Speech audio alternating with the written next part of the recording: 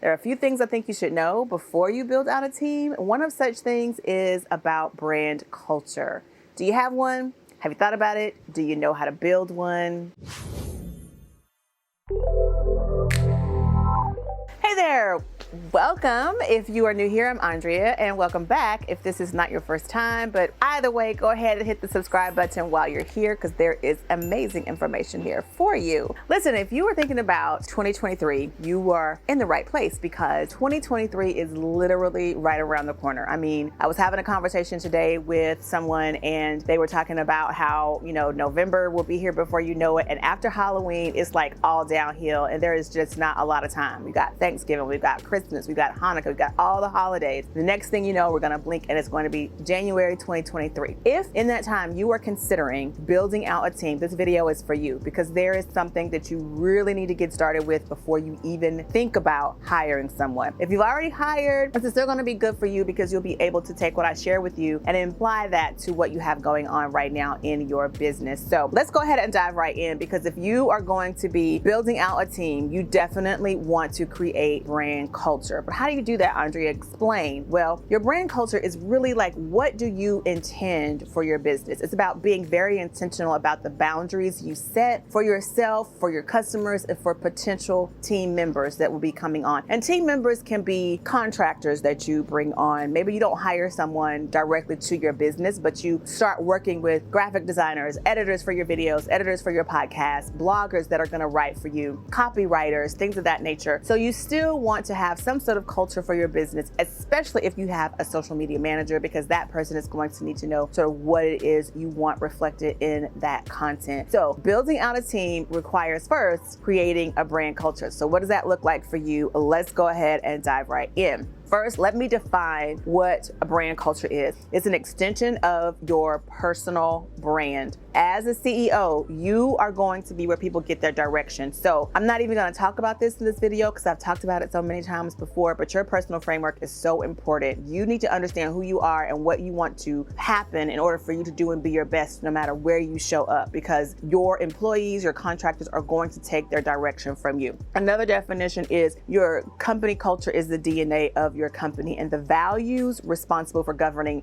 every brand expression, customer interaction, and hiring decision. This is why it's so important, guys. The culture is defined by each company in which the employees live, following the core guidelines of the company to deliver unique experiences to the customer. We talked about that unique and positive customer experience. That is going to come from the top, especially if you are building out your team. Your team needs to know exactly what you expect of them, exactly what you want that customer to know. I teach this in my program about how to create not only a customer avatar, but also an employee avatar so that you can connect the dots in both of those areas. It is not something that you just kind of throw together. It should be well thought out, especially since your company culture is coming from the top. You're the top. So you got to get you right first, and then you can start incorporating some of those values and the ideas and missions and intentions that you have for your brand. You can start making those policies and procedures that will be manifested when your team members start to come on, and they'll know where to go. So now that we know what the definition is, let's go ahead and walk into some steps for how you can create company culture for yourself. And the very first thing is to determine what makes you and your company different. Now, I'm sure you've heard this before. We've talked about that a couple of times in some other videos, especially when we're talking about like promoting yourself, finding your niche. Yes, you need to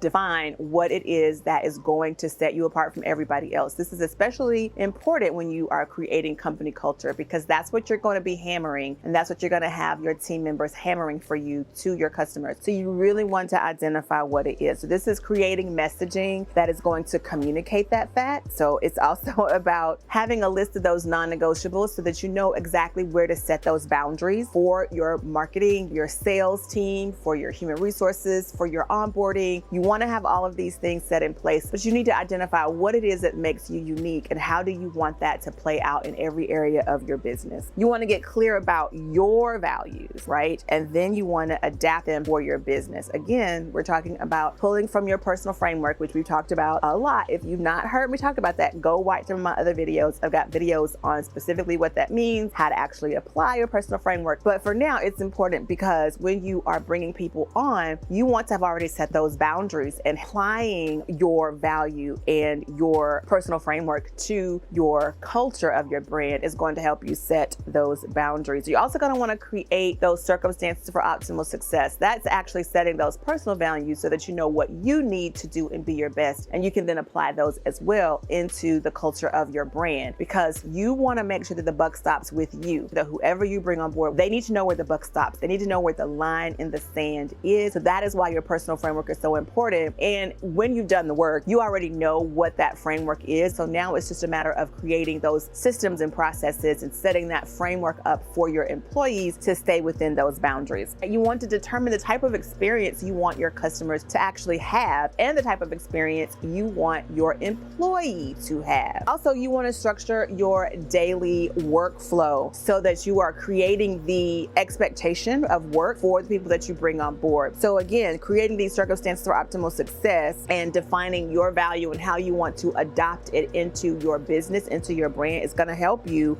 also to create that structure, that daily workflow, and manage the expectations of deliverables and sort of how you think they should structure their day to make sure that they are being productive and all of those things. Next, you want to practice authentic and organic communication. Start that now. Start that idea of brand communication, how you're going to talk to your employees, how you want them to move up the chain in terms of letting people know what's going on, delivering on their work, checking the boxes of their day so that, how is it going to go? What is the chain of command in your business? How will they be able to voice their grievances, to make suggestions? Start thinking of those things before you start building a team. This is all a part of building that brand culture. You want to get into the practice of leading by example as well, talking things out, expressing your needs. I tell you this is a little bit of an aside. Most of my clients' issues have been that they do not communicate well with their clients or with their contractors, and they run into a lot of issues. So for one, if you have not set up those boundaries and those expectations, and they don't understand that they are actually representing your brand when they are working on behalf of your brand, and you've not set the tone for what that should look like, if they go off script and say something or do something, then you are being reactive and you are having to come behind them and clean up a mess, or you're coming behind them. Maybe you end up having to pay for something they said that you wouldn't have had to pay for had you sort of set the tone in the beginning and had that tone to set, if you know what I'm saying. So having that already thought out and how you like to communicate and writing that down so that when you do start building out a team, there's culture there. There's like, these are the intentions. This is what we're trying to get out of these types of conversations, but not only what we're trying to get out of these types of conversations, but these are the types of conversations we need to have prior to. One such thing I talked about here before on my channel is the question about what is your budget is not a negative question. You have to qualify these people who want to work with you. This is communication. This is using your words and saying, okay, I really do want to know what your issues are. I want to see where you're stuck, where your bottleneck is happening. But then I also need to understand what your budget is so that I know how I can fit what I have to help you into that budget, if at all. Having that conversation up front is important so that there are no surprises when the invoice shows up. So you want to make sure that you do that. You want to be open to feedback. This starts before you build a team. It starts with your customers by creating some sort of a channel in which they can communicate with you openly and honestly, and so that you can get the feedback that is going on in terms of their project, and then having a way to respond. It could be canned emails. It could be that you recognize sometimes you need to think about what you say before you say it, and you give yourself time. And in that, you can have an autoresponder in your email that says something along the lines of, thank you so much for reaching out. All emails will be checked at the end of the business day, so you can expect a reply within the next 24 to 48 hours.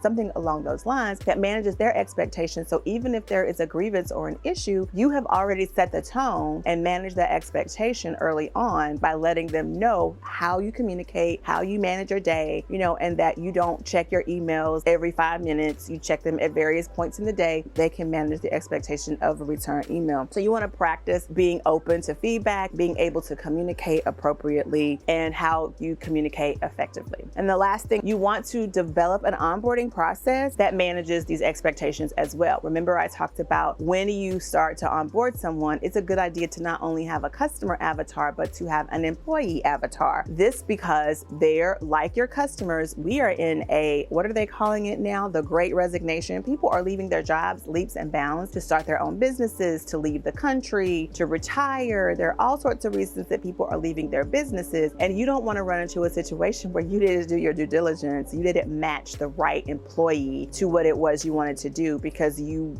didn't think it through. So the same way you are looking at who you want to share your business with to sell your products and services, look at these same groups of people, the niche of employees that you're looking for, what their characteristics are. Create an avatar for yourself there. I even like to give them a name so that when you're thinking about hiring someone and you're thinking about the role that person will play and the tasks they will do, you can kind of level that up against the avatar's expectations. Like, the person that I want, they're very well versed in this area, they're highly intelligent, they're this, they're that. And you can look at that and say, oh, well, they're not going to want to do this menial task, or they will do it, but they're going to expect a certain amount of money. You can prepare that and go ahead, just like a regular, like your ad for the program or for the job. It's kind of like a landing page where you've got sort of like, you got to tell them why it's so exciting. You got to share with them what the tasks are going to be and what the upward mobility is in the business and what their stake in the company could potentially be. All these things, we're at a point now where they want to know that. Like, there's so many jobs out there. There's so many opportunities. Got to update how we are looking for people. So we definitely want to look at having a nice onboarding process that manages everyone's expectations. So you can use various tools for this that allow you to create templates. I go through this inside the program, and so I'll show you exactly how to walk through this, so you don't have to worry about that. I also suggest that you have a series of qualifying questions that you ask that pushes them on to the next level. And then once you get them in the interview chair, you're talking to them about the very specific task that you're interested in them doing. And then to move on to the next, like, you could potentially be the one. I would tell them to do some sort of a task to showcase their work, and don't tell them necessarily that you're testing their communication skills, their ability to be productive, their ability to work as a team, or whatever you are testing to determine if they're a good fit for your brand. But you can definitely get a feel for it if you give them a task that lasts maybe a week or so, where you can look at their ability to get the job done and communicate well. Then lastly, when you're doing your onboarding process, I will also add a probationary period. And it doesn't have to be something that you necessarily voice, but you can always just kind of have that in the back of your head. There's 90 days. We'll test her out. We'll give her a few things, or we'll give him a few things to see how all the deadlines come, or if they meet their obligations or whatever. And then you can kind of make your final decision and make your final cut. I hope that helps you. I'm so excited for this video because it is the introduction to my program. Another introduction. I think we talked about it before. We are going to be launching my program on Cyber Monday. I'm really excited about it. I'm hoping for a great launch. We'll be talking about it between now and Cyber Monday, what's going to be inside of it. If you'd like to get a live demo or sneak peek of what is going to be in the program, I am doing demo calls, and you can just DM me, or you can click on the link in the description, and I will just get on a call with you and we'll see if it's a good fit. You can apply to learn a little bit more in the description box below. Just let me know a little bit about who you are, and we can book a call and I can share with you a little bit about the program. But between now and then, head on over to my Instagram. I'll be doing some lives once or twice a week, and we'll be getting into some of the nitty-gritty of this program over there. So if you're not, you're missing out, because by the time you get over here to YouTube, you've already done it and you didn't get your questions answered. So look for that. Go down in the description box below, make your reservation to learn more about the program, as well as get on that reservation list to get those amazing discounts. But you have to be on the list to get those discounts. So go ahead and make those reservations. All right, thanks so much for watching. I'm Andrea Patrick, the BU Boss, and I'll see you next time. Bye.